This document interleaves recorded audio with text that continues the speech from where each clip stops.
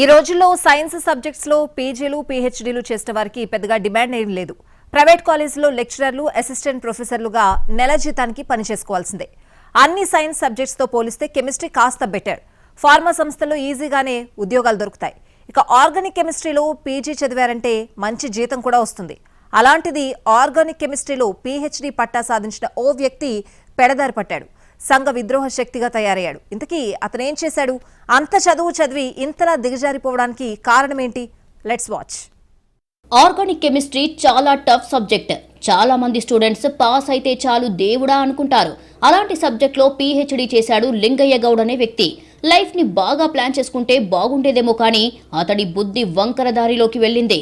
డబ్బులకు కక్కుర్తి పడ్డాడు. చదువుకున్న చదువుకు సంబంధం లేకుండా స్మగ్లర్గా మారాడు.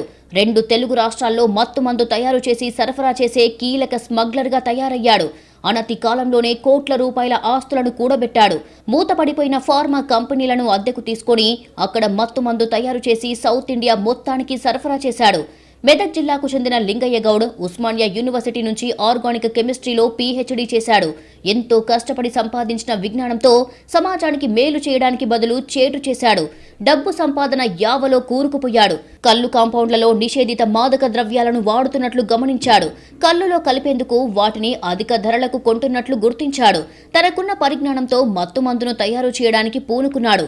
7 ఏళ్ల క్రితం మెదక్, సంగారెడ్డి పరిసర ప్రాంతాల్లో మూతపడిన ఫార్మా కంపెనీలను అద్దెకు తీసుకున్నాడు. మత్తుమందును కొద్దిగా తయారు చేస్తూ గుట్టుగా సరఫరా చేసేవాడు. పోలీస్ కానిస్టేబుల్ గా పనిచేసే తన బావమరిది రామకృష్ణ గౌడ్ ద్వారా విజయవాడ పారిశ్రామికవాడలో Parameshwara chemicals analytical lab MD Munagala Kiran Kumar పరిచయమయ్యాడు. ముగ్గురు కలిసి 2021 మార్చిలో విజయవాడలోని భారీ స్థాయిలో మత్తుమందు తయారీ ప్రారంభించారు. అదే ఏడాదిలో విజయవాడ నుంచి హైదరాబాద్ కు సరకు తీసుకొస్తూ పేట్ బషీరాబాద్ పోలీసులకు చిక్కారు. అప్పట్లోనే విజయవాడలోని యూనిట్ ను పోలీసులు సీజ్ చేశారు. జైలు నుంచి విడుదలయ్యాక మళ్లీ అదే యూనిట్లో గుట్టుగా మత్తుమందు తయారీ మొదలుపెట్టారు. ఈసారి హైదరాబాద్లోని కుత్బుల్లాపూర్ మండలం సూరారంలో ఇల్లు అద్దెకు తీసుకుని మరో బావమర్ది నరేందర్ గౌడ్తో కలిసి దందా ప్రారంభించారు. ఈ క్రమంలో ఆంధ్రప్రదేశ్, తెలంగాణలో ఆల్ఫ్రాజోలం కొనుగోలు చేసే దళారులు, ఏజెంట్లతో లింగయ్య గౌడ్ నెట్వర్క్ ను ఏర్పాటు చేసుకున్నాడు. వారికి కిలో ఆల్ఫ్రాజోలంను 3 లక్షల రూపాయలకు అమ్మేవాడు. దళారులు కల్లు కాంపౌండ్లకు కిలో 5 నుంచి 8 లక్షల వరకు అమ్మేవారు.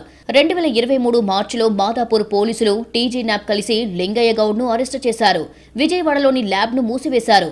దర్యాప్తులో అతను హైదరాబాద్ చుట్టుపక్కల 30 కోట్ల రూపాయల విలువైన స్థిరాస్తులను కొనుగోలు చేసినట్లు గుర్తించిన పోలీసులు వాటిని జప్తు చేశారు. అతని ముఠాలోని 4 సభ్యులకు చెందిన 33 కోట్ల రూపాయల విలువైన ఆస్తులను ఫ్రీజ్ చేశారు. సొంత బావమరుదులతో కలిసి ప్రజలను మత్తులో ముంచుతూ కోట్ల విలువైన ఆస్తులను కూడబెట్టుకున్నాడు లింగయ్య గౌడ్. భారీగా మత్తుమందు తయారు చేస్తూ 4-5 రాష్ట్రాల్లో సరఫరా చేస్తూ డ్రగ్ డాన్ గా పేరు సంపాదించాడు. ఇప్పుడు లింగయ్య గౌడ్ దందాను కూకటి వేలతో పెకిలించేందుకు ప్రయత్నిస్తున్నారు పోలీసులు. ఆస్తులు జప్తు చేయడమే కాకుండా అతడి లింకులన్నిటిపైనా దర్యాప్తు చేస్తున్నారు.